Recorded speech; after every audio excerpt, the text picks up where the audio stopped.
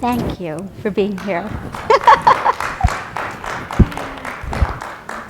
Thank you, thank you, thank you. What a gorgeous day. Blustery, cold, but what a beautiful day. Thanks for all being here.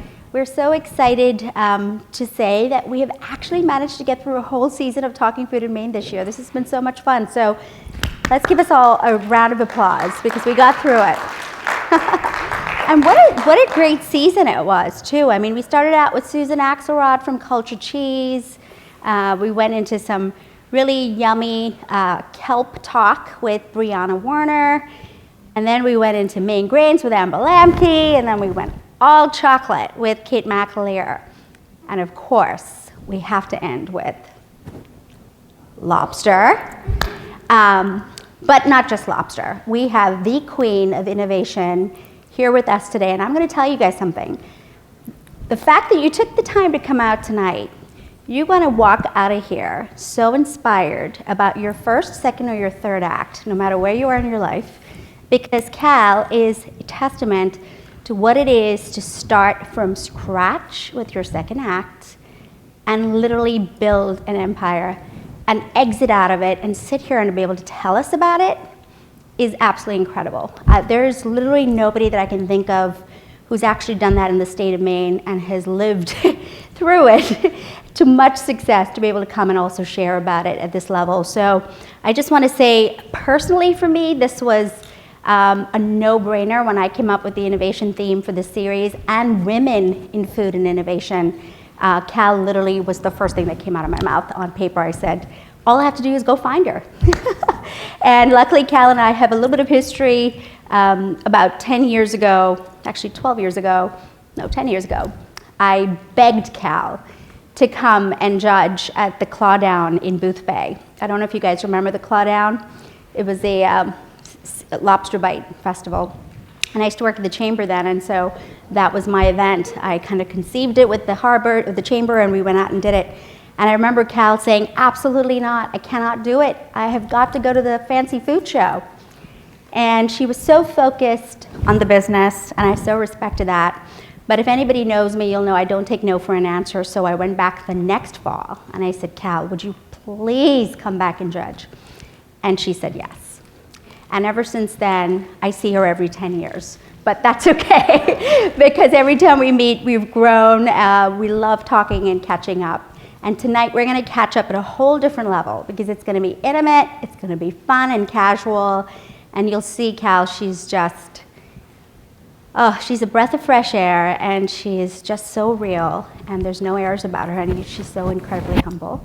You wouldn't know how much she's accomplished unless we actually sat and talked to her, which we're going to do. So, without further ado, please give us a really sort of warm and loud applause here for our guest of honor, Cal Hancock, the queen of innovation in lobster and seafood specialty. Come on out, Cal.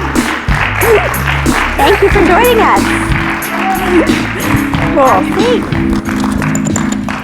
Thank you for having me. We're so thrilled to have you here. And we just had a wonderful dinner at King Iders. We did. So thank you, King Iders, for sponsoring a wonderful meal. Delicious. It really was. And what did you have for dinner? I had halibut. Just for the halibut. No, it really was fantastic. And we just want to thank our sponsors too tonight. I know that we usually do that in the program, but truly it's such a wonderful thing to be in this community, inside this amazing theater, and have a great meal with our guests before we start, because we're talking about food. So it's a celebration of food all the way around. So I know Sarah's here tonight. So Sarah, I just want to say thank you so much. Thank you, Sarah, for sponsoring. I can't see Todd's here, but thank you guys. Okay, Cal. Yes. How are you doing? I'm good. That's I'm great. awesome. That's awesome. Are you finally catching up on some sleep from 20 years of working 365 days a year? Yes. How does it feel to be retired and ready to start your next act? Actually, it feels really good. Yeah. A lot of people say, well, do you miss it? And frankly, I don't. You know, when you do something for 20 years and it's just full-time, all the time, 24/7, I was just ready. I was Yeah. ready to be done. I did what I wanted to do, and now we're off into doing something different. So tell us all about your connections to Maine. Like, you know, I know you were sort of raised in Maine, but you also left Maine for a long time, right? So Right. tell us about your early, sort of your younger days in Maine when, you know, lobster really became a part of your DNA, kind of, with your family. I did. I was born and raised in Maine, in Cape Nettic, and my grandmother on my father's side owned a lobster restaurant. Yeah. And I was telling Cherie earlier that her husband, my grandfather, who I never had a chance to meet, actually bought it for her and said, "You'll be great. You'll get it done." And he unfortunately had a heart attack and died before the restaurant opened. Wow. But she ran it for 25 years. We all worked there. Her sisters, brothers, kids, grandkids, we all worked there. And the best part about it, I think, was the way she treated her customers, which was, you know, great. Everything had to taste great. And it was simple. It was just, you know, boiled lobster and clams and a few other things. But it was fun being able to teach people how to eat lobster. And that's kind of my connection to lobster. You know, we all ate it, even in the womb. But do you think in many ways, having her, just watching how she functioned as a manager and owner, and also then a matriarch for all of you in the family, that in a way she was a business mentor for you, Absolutely. and you didn't even know it at that point that you were going to go into this full time. So, you know, so you left Maine. Why did you leave Maine? Well, you know, you went to high school. My parents said, go off. Yeah. So I went off and went to college. And then after college, my college roommate was from Ohio. So I moved to Ohio for a while. And what did you go to college for, Cal? I was for health information management. Why? I know. Yeah, why? I don't know. There weren't that many choices. Okay. Okay, so this was, you know, I hate to say this. This was a long time ago. But you just thought it was like, okay, yeah. it's going. I mean, there weren't as many healthcare. choices available at that time. You know, you were either going to be in, you know, like healthcare or teaching or something like that. Okay. And so I just got into this program and took it from there. I ended up going to Ohio, and I worked in a hospital for a while, you know, in the administrative side of it. Okay. I taught in a community college in Cleveland, which was Really? fun. Yep. And then decided that I really wanted to go back and get my master's degree. So I went to Ohio State, got my master's degree, and said, okay, I got to go get a job. I want to go back to New England because I've always wanted to go back to Maine. Right. And there weren't any really jobs available. And I interviewed for this one in Minneapolis. I decided, what the heck? I'll try it for a year. If I don't like it, I can leave. And so I moved to Minneapolis and started working in a consulting company. And then I ended up working for a couple of health information management companies. And we had software that we used to help physicians and hospitals understand outcomes and all those kinds of things. Patients and things like that, yeah. And I ended up being the company that I ended up with was based in Massachusetts, and so I was a VP, regional VP in Minnesota. Okay. So. And that's where you met. That's where I met my husband. You met Jack. Yep, I met Jack. Do you want to tell us how you met him? It was a blind date, and he was a lawyer, and he was a partner in a law firm, and there were several of them that were pilots, so he took me flying on the first date. And I'm sure the weather was perfect. Date. The weather was perfect. You went out, or no? The weather was not perfect, and we were going to fly to Wisconsin, but we ended up flying around Lake Minnetonka, which is the biggest lake in that area, and landed, and then went out to dinner and had a great time. And you've been together for 36 years. Right. Yeah. So, you know, I want to bring up Jack tonight because I think it's really important, you know, when you decide to become an entrepreneur, you know, the person you decide to spend the rest of your life with can either make or break that dream and that second act. And I think we're going to talk about how Jack's, you know, presence in your life really gave you all of that support you needed to build this empire with all the innovation that you put into it and come out on the other side. Right. And how important it is to have the right people in your circle. It's you really didn't know it then, but you did great. You're right, I didn't. Yeah. So there you are in your suit. Seasoned healthcare administrative executive. Right. Gonna conquer the That world. was a while ago. Yeah. Yes. So, what were you thinking at that point in your life? Was this what really brought you joy? Is this what you wanted to do for the rest of your life? How did things work out for you in the healthcare field? I was pretty successful, but it wasn't something that I felt I had very much passion about. You do it, you do well, you think you're doing well, you try to make a contribution, but it wasn't. I had always wanted to have my own business. My grandmother had her own business. Right. I had other relatives who were entrepreneurs at the time. And so I just, it was something that I always was in the back of my mind. Plus, I always wanted to go back to Maine. So I always thought about if I did go back to Maine, what would I be able to do? And for me, what was interesting about it was I got laid off. They closed the Minnesota office. And at this point, you were working in a public that one was a private right? one. Oh, it was I had private? worked in a public one before. Okay, Yep. so the private was laying off. Yep. Okay, they were downsizing, I They were guess. downsizing, Okay. right. Which was, you experience it, and I needed to take some time off and just sort of see what was going on. And my husband and I had brought him to Maine, obviously. Yeah. And he fell in love with Maine, and we decided that we would buy some property. So we had built a barn with half of it was a barn and half of it was like a 2-story living space. And so it was the summer, and I said, I think maybe I'll just go to Maine for the summer. Yeah. And luckily at that time, Northwest Airlines had a flight from Minneapolis to Portland, and he commuted. Every weekend he came to Maine while I was in Maine. And what I ended up doing, as I told Cherie, is that the Governor King at the time had a small business conference, and I decided to go. Let's see what kind of small businesses there are. Maybe there's something interesting.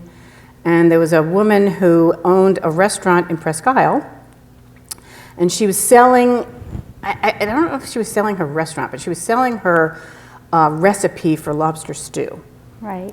That she had created, and because it had been so successful, she was actually mailing it to people who had come to her restaurant. And it was just a little tiny restaurant, but Right. She was doing that. And she wanted to sell. So I talked with her a little bit, and then after that, it just made me start thinking. You got the itch. I got the itch. But the other thing that was interesting about it was I kept thinking about all the people who I had met in Ohio and Minnesota who thought it was just really interesting that I was from Maine, number one, because most of them hadn't ever been to Maine. And number two, well, you must eat lobster all the time, right? And I said, no. And they love lobster, but they just did not want to get a live lobster in the mail. They didn't want to have to put it in a pot of boiling water and kill it. And so it just made me start thinking about what is it that I could do to make eating lobster easier with no fuss. Lobster stew, well, that makes sense. And so I started doing some research to see what was going on in the lobster industry, what anybody was doing as far as food. And let's timestamp this. So Okay. this is 1998-ish. Okay, so 97, pre-e-commerce. Yeah. Amazon still just had books at that point. I don't even know I if don't they know if had Amazon was books. around. I don't know. But there was just one thing, Right. I'm assuming. Yeah, I think they did have Corpus. books. Sorry. So I wrote a business plan. Yeah. And what I discovered, a couple of things I discovered was that anybody who was doing anything in lobster in Maine, it was all live and it was all getting shipped. Or it was getting processed into meat and, sold as lobster meat to restaurants and stuff. And I just thought, there's just a huge opportunity here to make some really great value-added lobster products and take the fuss and the muss out of eating lobster. Yeah. And then getting rid of it. And then you're done. Yeah. All the stuff, all the stuff, mess around all with the it. mess, right. Yeah. So your wheels were turning and you were Yeah. like, okay, this is something I can get my hands into. So did you buy that recipe? So I made an offer. Yeah. And she said yes. She said no. She said no. She said no. But she wanted to sell. She wanted to sell, but she didn't like She my didn't like offer. your offer. Okay. No. So I went back to Minnesota, and she found another buyer. Okay. And I don't know, 7 or 8 months later, she called and said that fell through. Right. And am I still interested? And I said, well, maybe. And I thought, oh my God, because I had started a consulting company of my own. Right, because you've finally done your own thing now. Yeah. You're not working for anybody Right. else, yourself. Right. So I thought, okay, well, so my husband and I were talking about this. And I said, well, if I'm going to give her an offer, I'm just going to go low, you know, if she wants it, great. If not, fine. And she said, okay. So I thought, oh, really? Wow.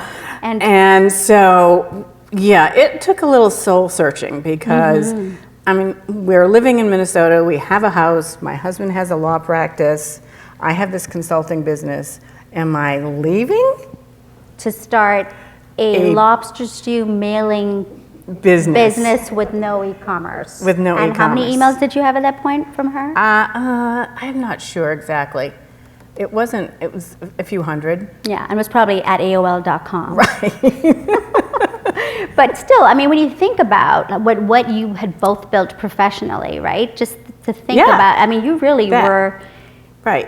But You my were trying whole to- thought was, it wasn't e-commerce. I wasn't thinking that. I don't even know if that term Yeah, I don't think was it was around at that there point. at Yeah. that time. But I was thinking, okay, restaurants and clubs and stores and, you know, there are a lot of other places. And Right. there are a lot of catalogs out there, food catalogs that maybe would be interested in this. So that's kind of, you know, Right. all those channels I was sort of looking at. And so I remember having this, I mean, we had multiple conversations to say the least, but we had this one dinner and we sat down and we just kind of said, okay. You mean he said okay? He said, okay. Right, because you were already convinced. I think, you Yeah. you just wanted to hear it from him. And that's exactly why I wanted to talk about Jack, because Jack had a thriving practice. I mean, he really didn't even have to be at his practice. So the thing was, he knew that you had something inside of you, had all this potential, giving it to everybody else for 25 years. And now this was your one shot. Right. Of just kind of figuring out where you could go with this. So, Yeah, so you're right. And, Yeah. you know, there was no question that we were going to end up in Maine at some point. So this might have just like made it Yeah. happen a little faster. propelled it faster. Okay, so tell us about, you buy the recipe. How did the business, when did it sort of come into fruition? How do you decide, okay, we're going to start the business, I'm going to come to Maine and I'm going to do what? Buy a production facility? Do it out of your home kitchen? I did How buy some you- of her equipment. Okay. And where did you put it all? Like, So how I did had you this start? small space, it was about 2,400 square feet in an industrial parkway in Brunswick. Oh, in Brunswick. Okay. Yep. And so we got it all set up so that it was okay for food production because Right. it had to be inspected and all that kind Sure. of good thing. And we just, And it was just I was you? cooking, Okay. I was shipping. I had one employee. I decided to hire one person Yeah. to help me out. But otherwise, it was pretty much me. And that was 2001. And so so I had tried to begin looking at where am I going to be able to sell this product. And I always was thinking lobster rolls, why not? And so I had, you at the time, there's no e-commerce, there's no social media How do you to get get the word out. So you Right. had to, you had to do things in person and visit and, tell people what you have. And it was not easy. And the thing that happened in 2001, as everybody knows, was 9/11.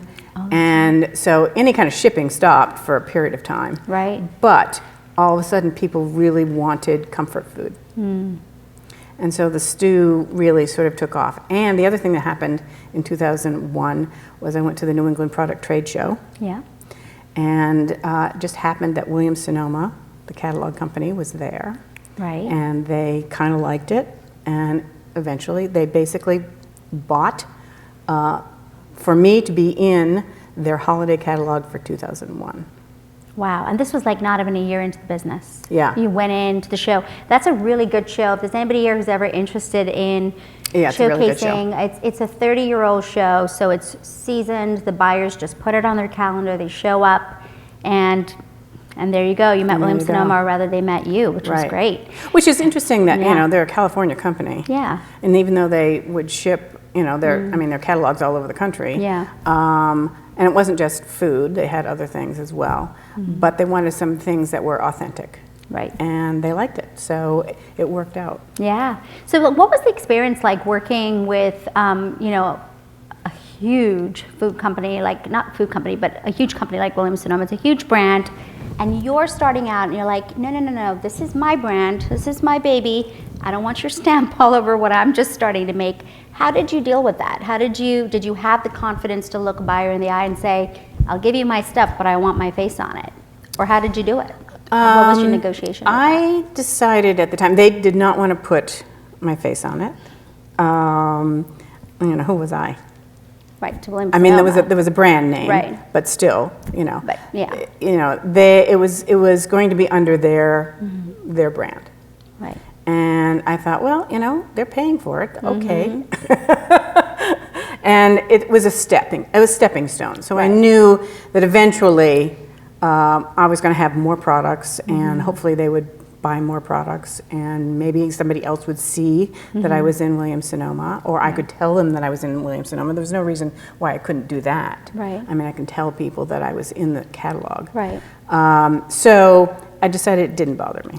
Now, did they ask you to create products exclusively for them that you could not sell to anyone else, so that they had sort of a strong hold on by the something? time I left and sold the business, there were somewhere between 25 and 28 products of Hancock's in the Williams-Sonoma catalog. Well, I pulled up their website today, and the entire lobster page is all you, right? And so they like to have exclusive items.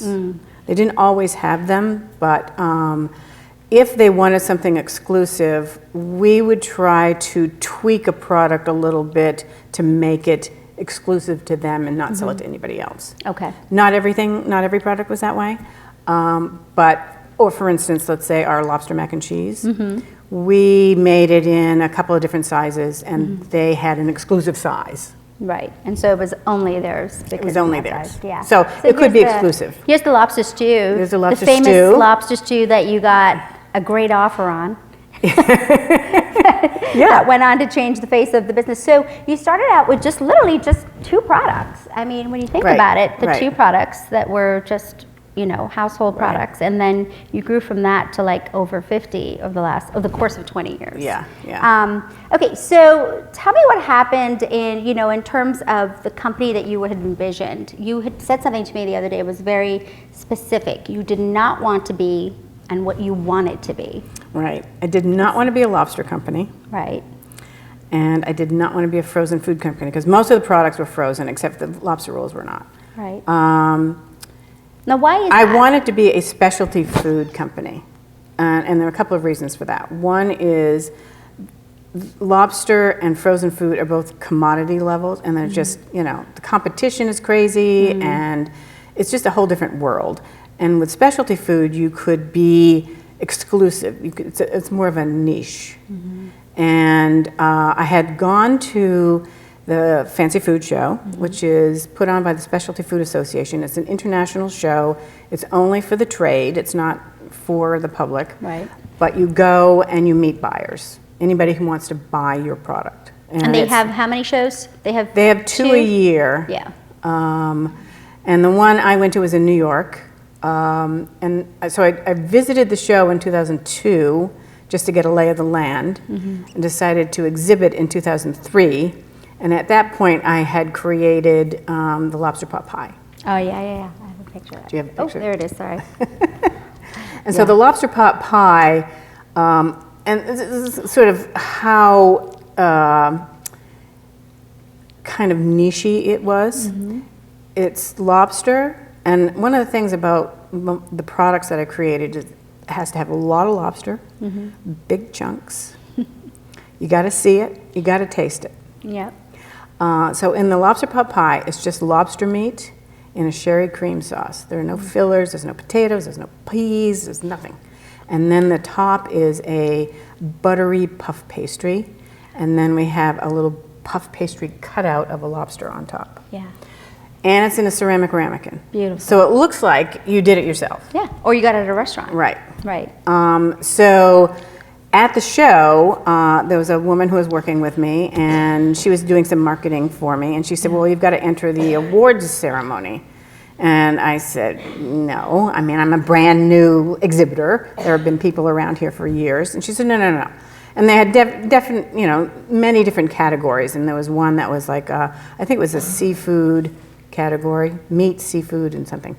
And she says, nope, I think you should do it, just submit it. And we did, and we won a gold. Right so out there's of the this, park. Wow. it's called a SOFI. So tell us what that stands for. So it stands for Specialty Outstanding Food Innovation.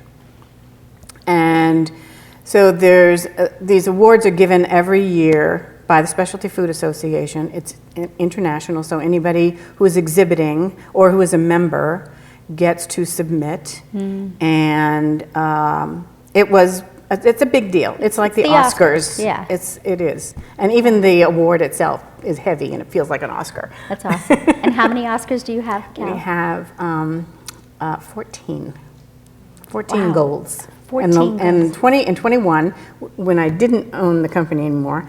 But the product that won Product of the Year was a product I developed. So And what I felt was that product? It's called the Maine Shore Dinner. Okay, and it didn't just win, it beat out like thousands of products at number one. I know that, I think the company that you guys beat out was the salmon from New Zealand or something, some smoked salmon. I looked at it and I was like, Oh. yeah, you can't beat out Cal's lobster, so yeah, you guys won. And can I just say about the Maine Yeah. Shore Dinner, which, and I think the reason it was Product of the Year was because of the pandemic, frankly. Yeah. It was, so the Maine Shore Dinner, just to sort of explain what it was, 2 lobster tails, and it's all frozen. There were mussels, scallops, shrimp, and corn on the cob. And it's all in this heavy aluminum foil bag, which is sealed. And when you get it home, if you live in an apartment in New York, all you do is put it in your oven, frozen. Yeah. Or you can put it on the grill outside or whatever. And then in 45 minutes, you have an instant Maine Shore dinner. Wow. And Without I being think able that to was travel to Maine. perfect Yeah. for people who are at home. Right, stuck in their houses for Right. a year and a half. That's amazing. So tell us the importance of being in a part of Specialty Food Association. You know, today we have Instagram, we have TikTok. I mean, it's almost like it's irrelevant if you're part of the Specialty Food Association, but that is truly where your relationships are built. Right. And I feel like that part of doing business has been lost because it's become very transactional on our mobile devices, Yeah. right? So like the one-on-one that you have where you stand in the booth for hours on end until your feet are falling off and you talk until your mouth's falling off and your cheeks hurt so bad, and then you got to go back home and write everybody back all the emails you got and then do real business. You know, it's difficult. But would you have given that up for today to sort of do business No. much more transactionally? Do you No. think it would have been something that you I could think have aligned with? probably do it a little bit differently, but at the time, if you think there was no social media, I mean, we had email in the beginning, but you really, in order to find a buyer, and even the buyers were doing this, you know, the buyers were looking and they want to taste and they want to meet you and they want to see you and make sure that you're an authentic person and that what you're saying about your product is true. And, you know, here's a sample of my lobster pot pie or my lobster stew or my lobster bisque or whatever it is that I'm serving that day. And so they can taste it and say, okay, it's really great. You can read the ingredients. And so that connection that you have really is important. I still think it is important today.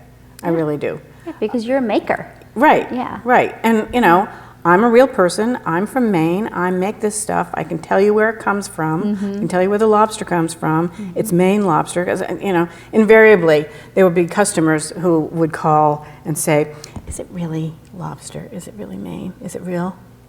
And I would think, why are you even asking me that?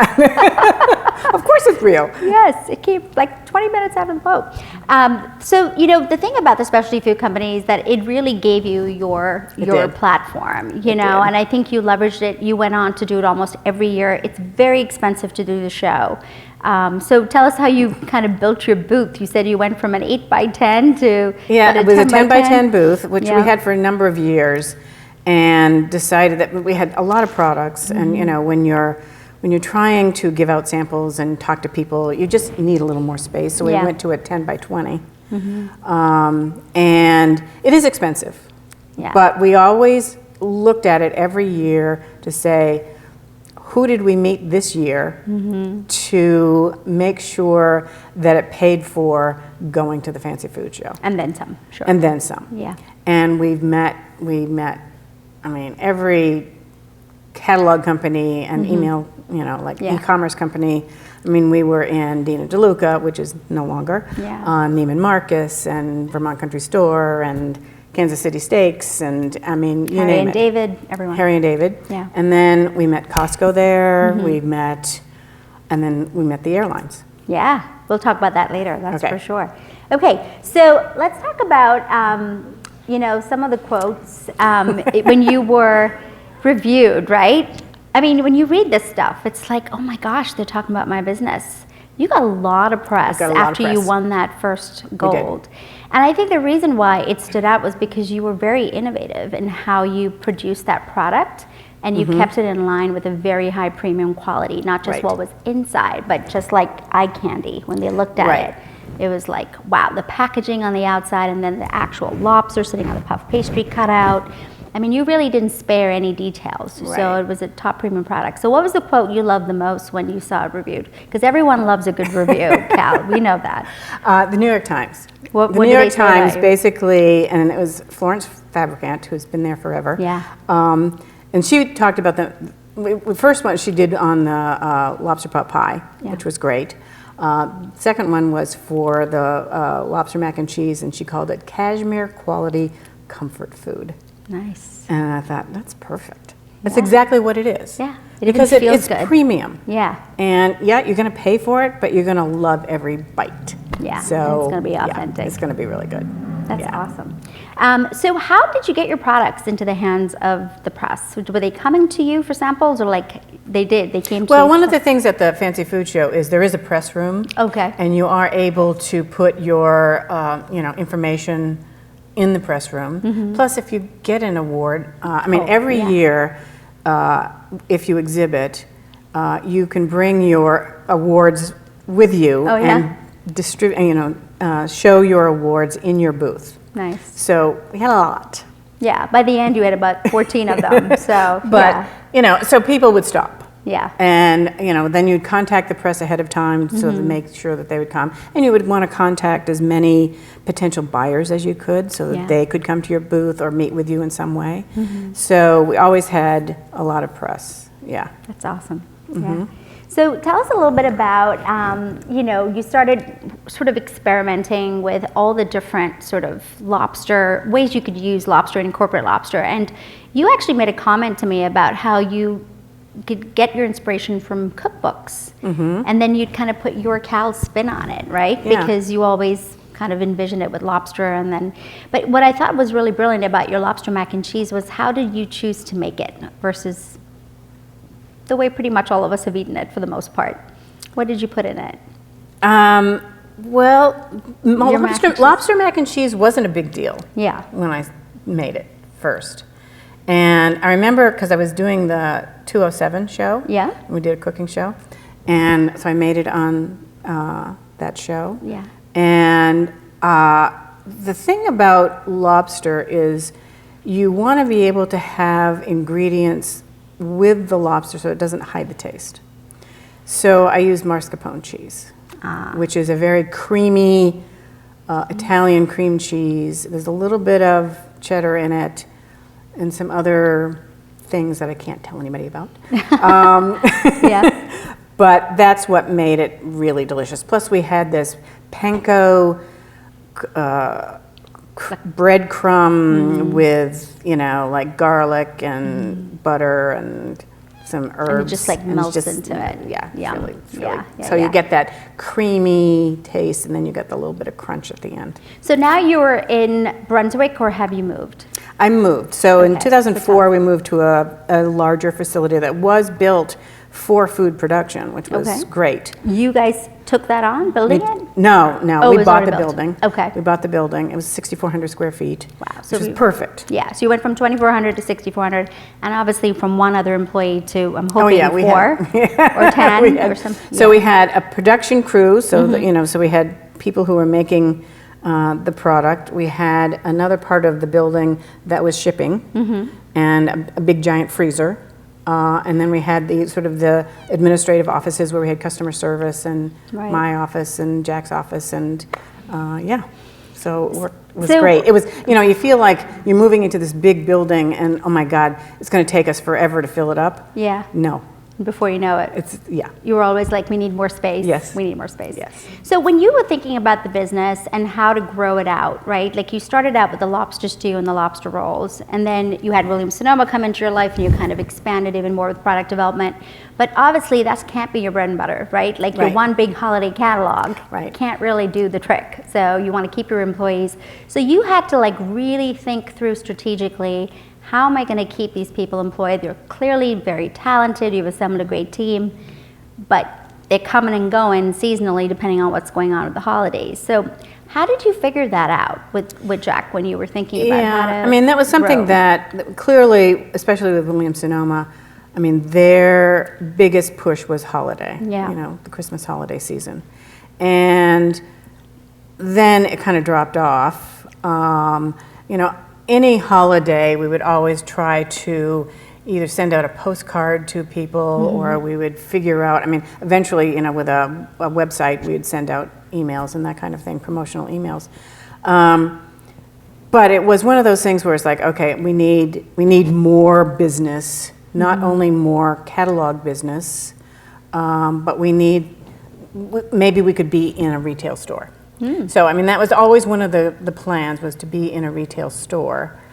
We started getting into some of the specialty stores that are smaller versus grocery stores because the products were expensive and, and it just never really worked in a big grocery store. It worked in specialty stores, and we were distributing it ourselves, Right. not working through a distributor. And it felt like it was really hard. Yeah. That was very hard. So eventually we started thinking about food service and restaurants. That had been in the plan in the beginning. Right.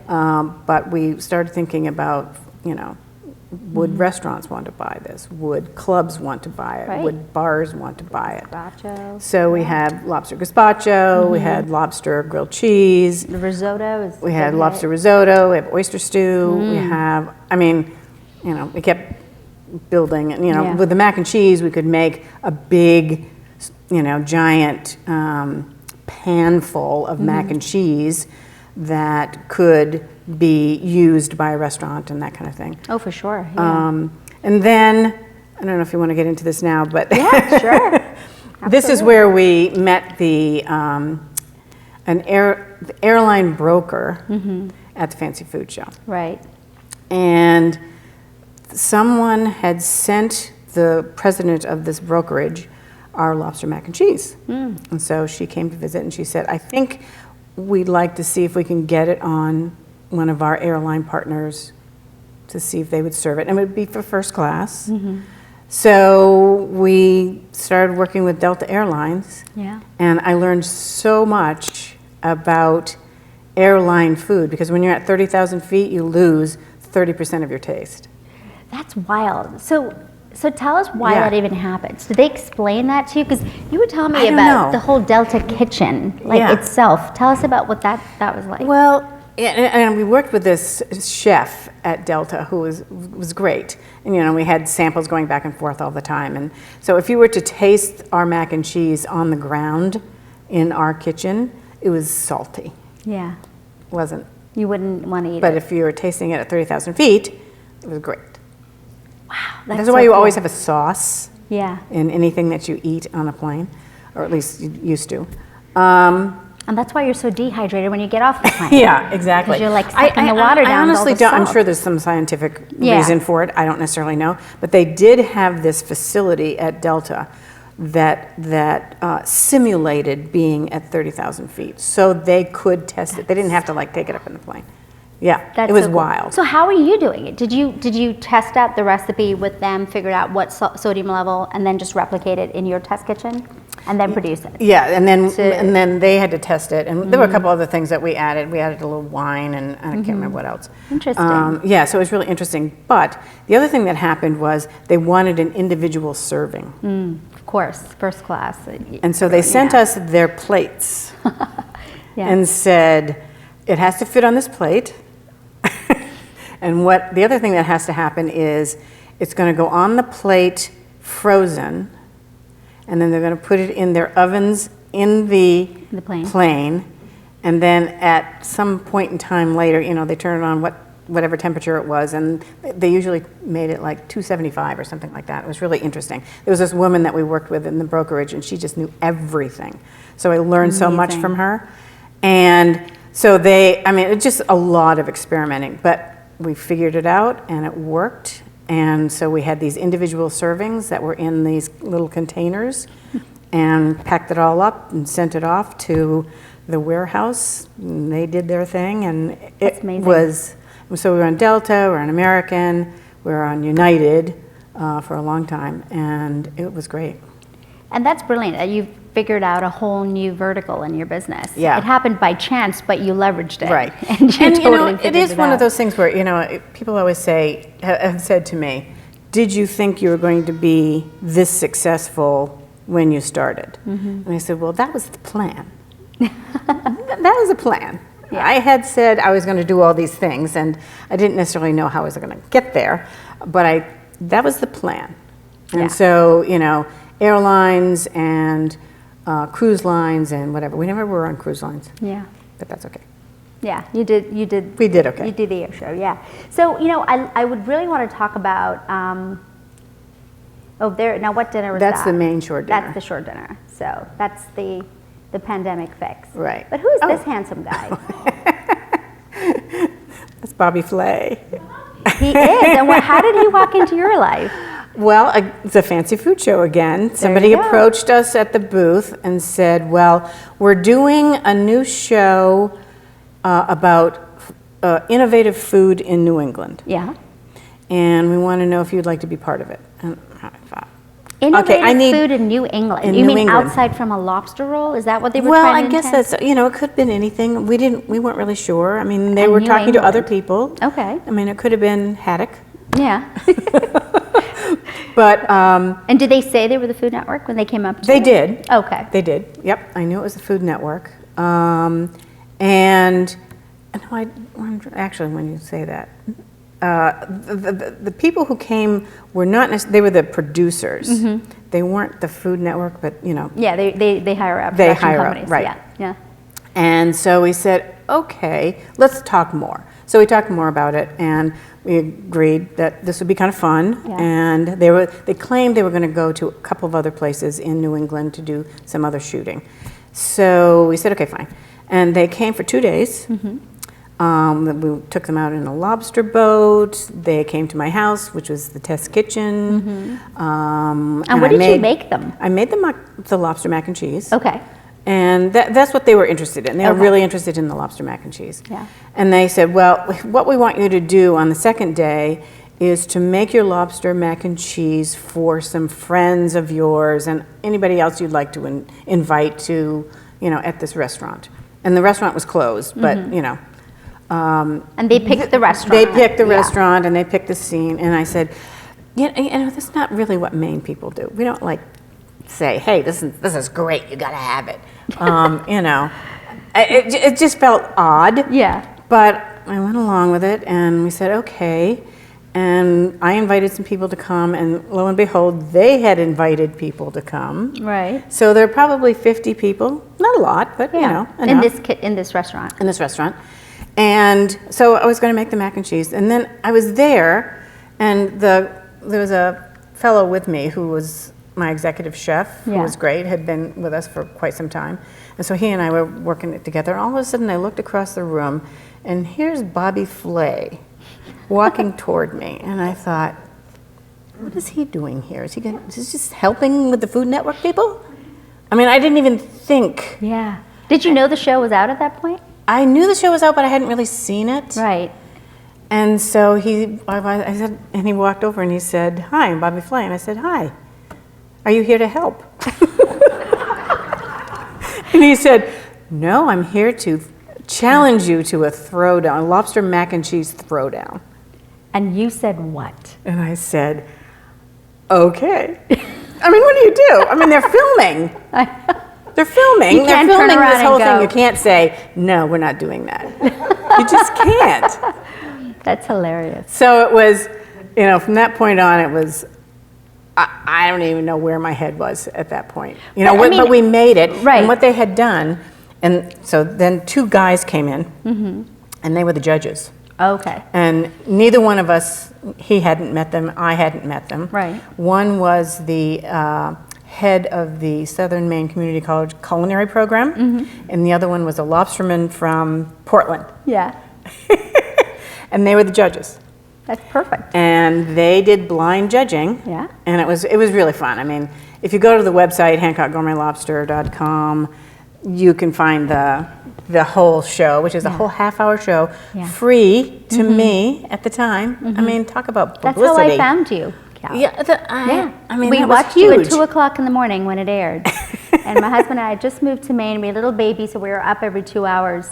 And we watched it. It came on one night, and it was like Cal Hancock from Hancock Gourmet, and we're like, oh my God, that's 40 minutes from here. Right. So we felt like rock stars just because you were a rock star. And we're like, we're here in Maine, and we've just moved here, and she's already on the Food Network. So we're watching this whole thing, and I thought, I have to meet this woman. I'm going to meet this woman, and I'm going to tell her how amazing her lobster mac and cheese was. And so that's why I came to you and I said, Cal, you have to judge the clawdown, because I had watched the whole thing and I knew you knew what it was like to be judged. So I thought, this is perfect. You can be in the seat and judge all the other chefs. But yeah, I mean, talk about free press. So what happened to your business the night that aired? You know, the first night it aired was in November. Right. Which is, and by the way, I'm sorry, let me reverse. Who won? Oh, we did. Thank you. But it was one of those things where it was, you know, these two guys were making comments while they were tasting, and I thought, oh, I don't like that comment. What did he say? I can't even remember. You know, like one of them said, "Well, I really like da da da," and the other guy said, "Well, yeah, I kind of like this over here," and I just felt like it wasn't going to be us. Yeah. And the thing that was interesting about Bobby Flay's recipe is that he had used mussel juice. Broth in his, and some sort of, there was anchovies in it too, and I thought, and a lot of tarragon. Yes, I remember you telling him that. And That's what I thought, that's just going to overwhelm the taste. Yeah. And so I don't know if it really did or not. It was good. Yeah. I mean, I can't say it wasn't good because he's an excellent chef, but the judges chose us, and it was great. It was really fun, and you know, so this aired in November. Right before the holidays, when you're crazy busy anyway. So crazy. Yeah. It was crazy. It was nuts. So at this point, I should say this. When Cal and I first talked, she said, you know, I'm 50 years old. I start the company. And I write a 10-year business plan. I'm out at 60. I'm out of here. And what happened at 60? Bobby Flay walked into your life. Yeah, exactly. And the business hit the roof. I know. And so it's you like, said, I'm not ready to give this up. You're not ready. I mean, No. I don't blame you. At that point, you're like, are you kidding me? I just threw down Bobby Flay. I'm going. Yeah. So what happened at that point? Did you decide, okay, I'm just going to keep this going. The momentum's amazing. I'll sleep when the holidays are done for a month, or no? Yeah, no, and at that point, you know, that was like 2010. Yeah. And we had really done a pretty good job of trying to make a much more of a year-round business. Right. I mean, clearly the holidays are always going to be the most busy, but it really moved into a full year-round business. Operation, We had yeah. a great team of people working with us. And so, I was like, okay, I want to develop more products. I want to, e-commerce was certainly out there. And you were at Amazon at that point too? Yes, we were one of, I think Amazon we started in like maybe 2006 or 7 or something like that. We were one of the first food companies on Amazon. Wow, you're like a lot of firsts. And Well, when you think about that though, yeah. think about Amazon today, I mean, it wasn't nearly what it is today. And you could find things pretty easily. Yeah. And so they started their gourmet food section, and we did really well. And as time went on, I mean, the more Amazon grew and the more their algorithms changed and everything, I mean, it's a whole science now. And I think Hancock is still on Amazon. You kind of have to be on Amazon. It might not be exactly what you have in your own, on your own website. Yeah. But I don't think, I mean, you have to really know so much about what they're doing. It's really hard. It's hard. But I mean, I think what took over from Amazon was Goldbelly, right? Because Goldbelly really became just a focused culinary approach, e-commerce online portal for gourmet. Right. So that was a great fit. So tell us about how he came up to you. So again, Joe Ariel, who is the president of or CEO of Goldbelly, came up to me at the Fancy Food Show, and he had an iPhone in his hand, and he said, "Take a look at this." And it was the Goldbelly website, which is all going to be about food and great food, your favorite restaurant or whatever it might be. And he said, "Here you are." And I said, "What is this? How did you get this information?" And basically, the bottom line was, he was developing this website, and he had taken some of the photographs from our website and put it on this prototype. I mean, it wasn't a done deal. It was a beta. It was just a beta, and he wanted to entice us to get on the site. Very slick. So and he got your attention. He did, and actually, he and my husband hit it off really well. Really? And so they did all the negotiating, which was great. And now Goldbelly is like your go-to, right? I mean, you guys do more on Goldbelly than... We do a lot on Goldbelly, and they are, I mean, if you've never gone on the Goldbelly website, I highly recommend it. They're just some phenomenal food that you wouldn't be able to get anywhere else. And so it's fun. It's a fun site, and they do a great job. The thing about Goldbelly is their marketing is bar none, just fabulous. Well, I mean, they do more, yeah. When social media and all the Google AdWords and all that kind of good thing. And it takes the pressure off. It takes the pressure off. They do all that. They pay for all of that because it gets very expensive to do all that. Yeah. So, let's talk a little bit about another really important person that came into your life. Oprah. You're rolling with the big boys here, so tell us about Oprah. I'm trying to think when. It must have been at the Fancy Food Show that I first met them. I mean, I never met Oprah. So we're all going to the Fancy Food Show. Yeah, you really have to go to the Fancy Food Show. You just have to get a ticket and just go, right?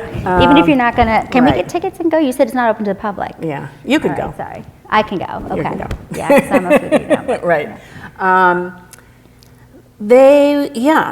But not on the show. I mean, I think, by the time we got to meet Oprah, she was sort of winding down her show, even though I wanted to be on it.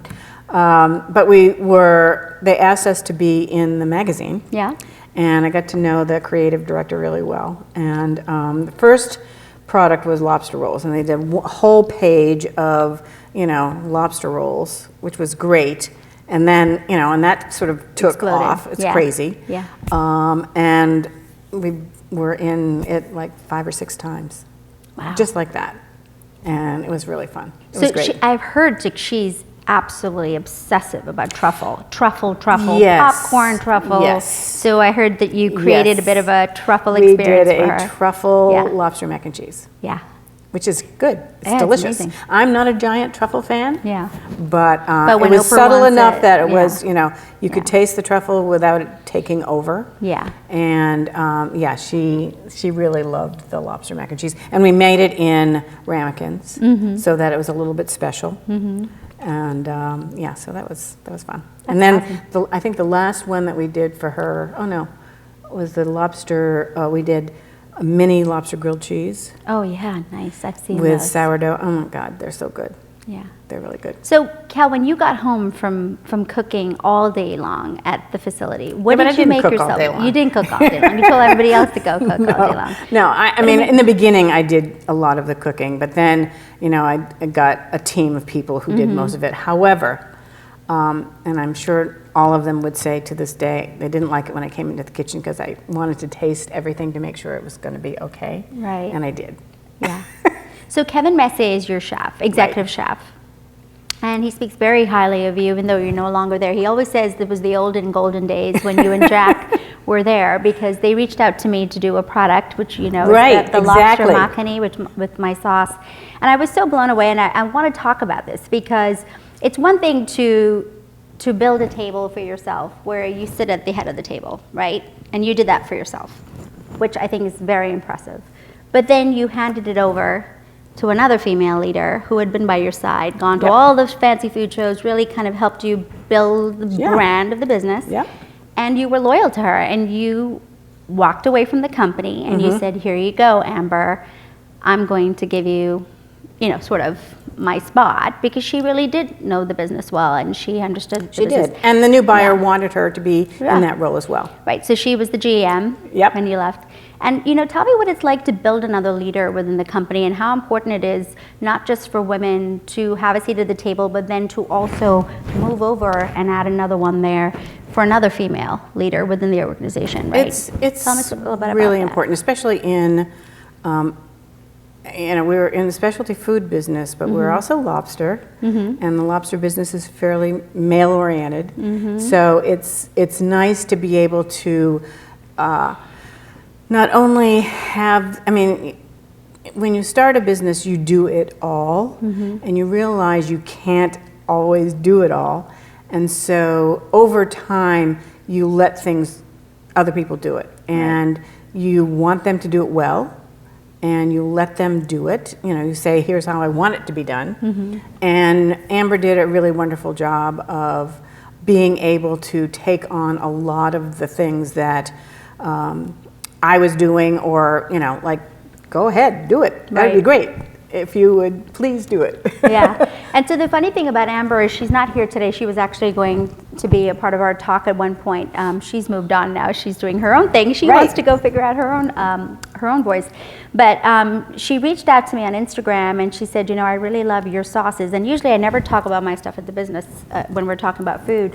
But I want to talk about it today because she said, I really want to take your sauce and I want to create a product from scratch that's going to bring a sort of a diversity and fusion of Indian food to our market, because we want to introduce new flavors and new cuisines and things like that. Which is super smart. It's amazing, yeah. And I was so excited to hear that. And she thought, well, you are Maine's first Indian brand, and we're so proud, and we're Maine and you're Mumbai, so let's put it together. And we created this beautiful product, and it was inspired by Chef Kevin, who reached out to me and he said, I have to tell you something.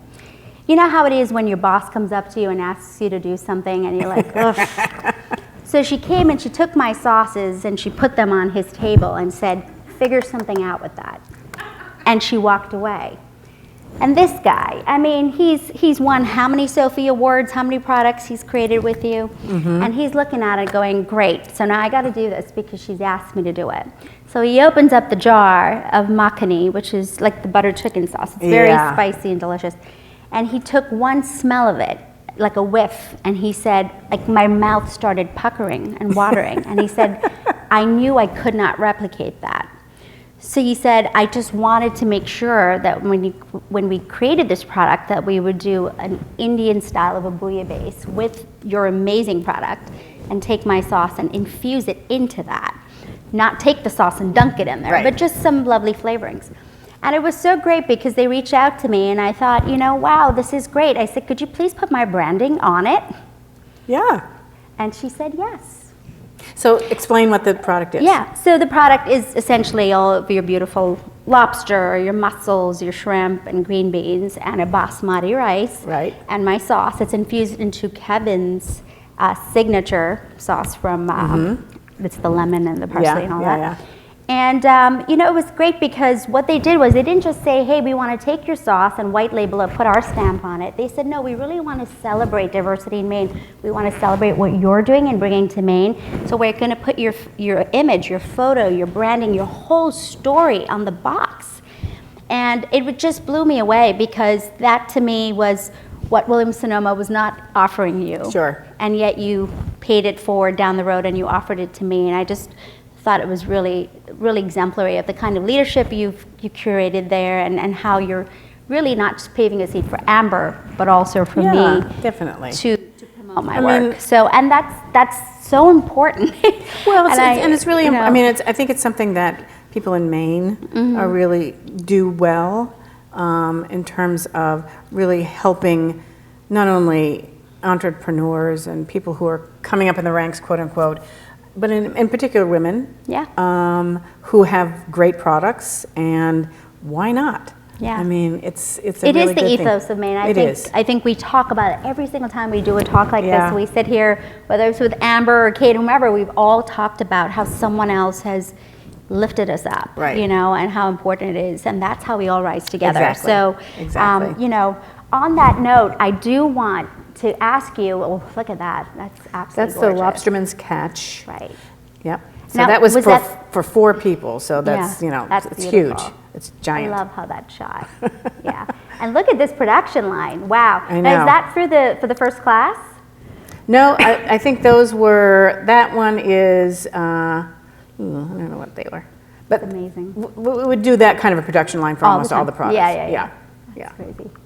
I've actually walked. I mean, they're all hand done. Yeah. We don't have a whole there was not a lot of equipment. All handcrafted. So they're all handcrafted, yeah. Yeah, and I noticed that you put that in your mission from the very beginning, and you stayed true to that, even though you. I mean, there are ways to increase efficiency and that sort of thing, but you have to be able to do it without sacrificing the product itself and the quality itself. Right. But there you again on the Oprah list. Yep. And there's another famous person. Yeah, it's Marcus Samuelson. Yeah. And when they were giving out awards at the Fancy Food Show, they always had a celebrity chef. And that year, it was Marcus Samuelson, which was a blast. Yeah, and he's such a great guy. He is. Talking about paying it forward, he's always doing that. But so, Cal, in closing today, what I'd love to ask you is, you know, there's so many folks here tonight who are probably, you know, they're probably kind of walking away from their full-time jobs, corporate America, kind of like you did, or at least thinking about it. What advice would you have for someone in the room today or watching this video down the road in terms of, you know, you did this at 50, that's no joke. You put a lot on the line because you're dealing with lobster, a very volatile market. Very, yeah. I mean, I know. You're starting to create a gourmet product, it's highly perishable, and the market's all over the place. It crashed in 2008. That's when Clawdown actually became an event because you were trying to help the lobstermen. So I know that. And so, you know, wow, did you just go head into all of the risk and yet you came out of it and you successfully decided to exit on your terms because you wanted to be able to just enjoy what you've done and spend some time with Jack and the dogs. Yeah. Right? Right. I mean, that's what it's all about eventually. That is what I mean, you do have to weigh some of the risks. I mean, obviously, one of the things that I looked at very carefully was competition.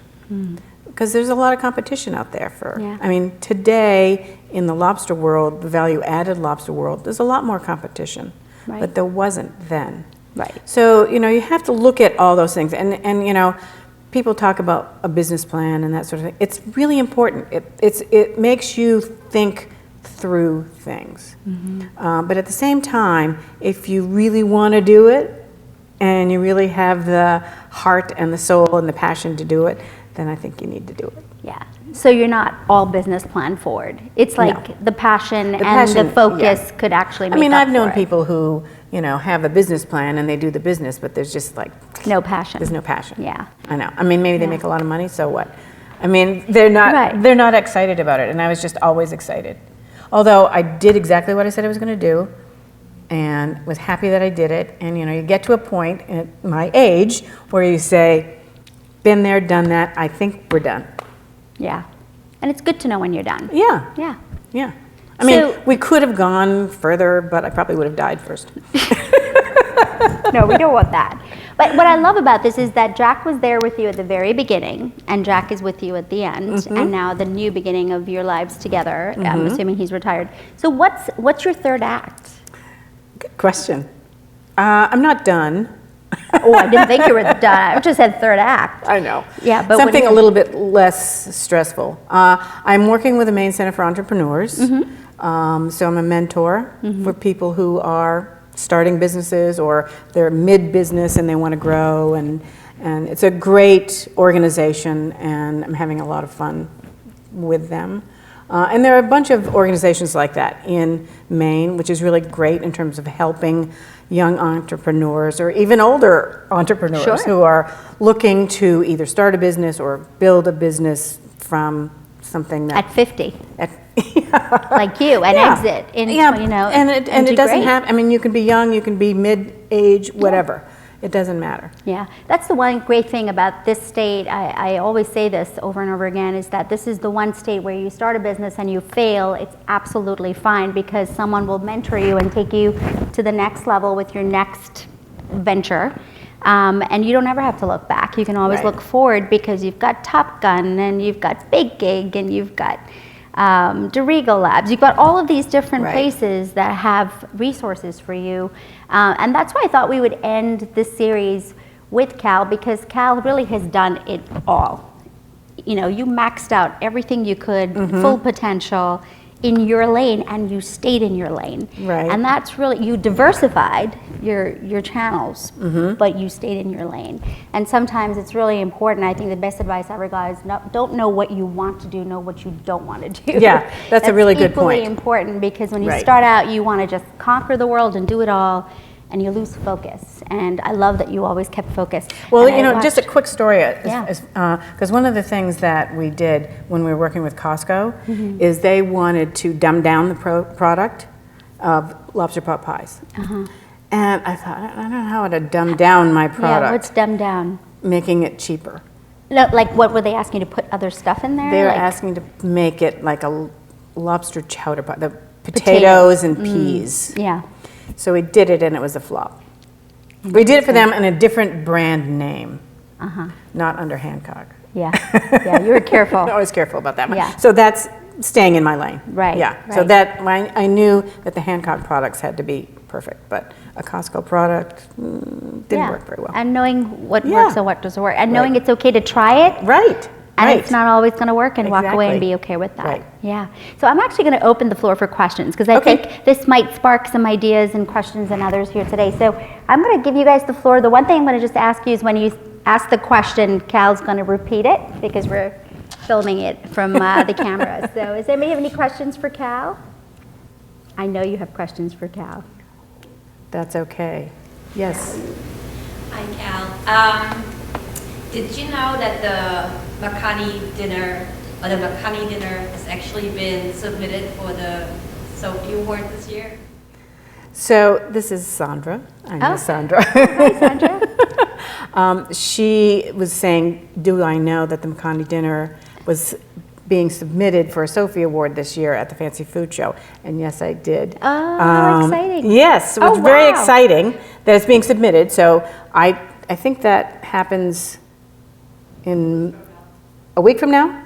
2 weeks. We'll find out. So I might win my first Sophie without doing anything. Yes, you did. You made the sauce. Just giving you some sauce. Awesome sauce. Which is really exciting. That's very exciting. Yeah, and I think, and this is another reason why I really was so excited to work with your team, was that because you guys are always pushing and driving innovation, and they came to me and they said they wanted, I said, you know what? I immediately went to this specialty food website, and I looked through all of their Indian products. They didn't have a single product that had lobster and an Indian sauce. That's a really good point. And point. I knew immediately that you were driving innovation. I was like, I want in on this. I said, yes, I want to do it. And I knew that you guys would submit. So thank you for telling me that. So that's exciting. Very and I love exciting. that you did something different and new. You lifted someone else up in the state of Maine, and hopefully you guys do win. That would be so exciting. Yeah, it's not me anymore. I know, you're not there anymore. It'll always be you, Cal. Your heart's in it. My name is still on it, that's true. But they're new owners, and that's great, and they're doing great. Awesome. Which is really fun. Well, thank you for that question and surprise. Wonderful. Does anybody else have questions for Cal? I have a question for her about a cookbook. Does anybody want to know? She's coming out with a cookbook. I mean, you've got to put. I've thought about it for together. years. Okay, so why won't you do a cookbook? So my cookbook that I am creating is for my grandchildren. Oh, that's great. So it's just some of my favorite recipes for them. That's like family which recipes. will include the lobster mac and cheese. Yes. And you have 4 grandkids, right? I do. Okay. So are they foodies? Do they love coming to your house and They getting do. stuffed with lobster? They do. Yeah, some of them aren't giant lobster fans, but that's okay. They will eventually. Well, they're going to have all the recipes, I and know, that's awesome. I know. Yeah. So what are your plans now in terms of you and Jack? You live in Cundy's Harbor. We do, A nice, which we peaceful love, living. love. Yeah. We are buying a camper van Okay. and want to do a little traveling in that. It's taking a little time to get it because it's hard to get parts for this new thing. And we did it so we could travel together and take the dogs with us. So I have 2 golden retrievers, and so the 4 of us are going to hopefully go off and have a few adventures. And then, who knows? I don't know what I'll do next. That's awesome. I know, it's fun. Yeah. You'll be somewhere in Texas and you'll say, you know what, I want to start a business. I may not ever go to Texas, but that's another story. But on that note, this was so much fun. Thank you for ending our series on such a wonderful, delicious note. Thank you so much Such for a great having me. conversation. It was just wonderful to get into your brain and figure it all out, how you think and how you scaled and how you exited. And you lived to tell the story. I know, that's true. So great. Right. So thanks for sharing it. Thank Can we you. please give her a big round of applause. Thank you, Cal. Thank you. I'm going to let Cal come down and do some one-on-ones if you'd like to, Okay, if you feel sure. comfortable. I know you have some fans out there, so Okay, all come out. great. Thank you guys for coming out, and please join us for the next series. I don't even know what it is yet. I'm going to go home and figure it out. But for now, Thank you, this Cherie. was so You've wonderful. been wonderful. Thank you. She's a really great interviewer. Aw, thank you. You were such a fun guest. That was all grueling. Thank you.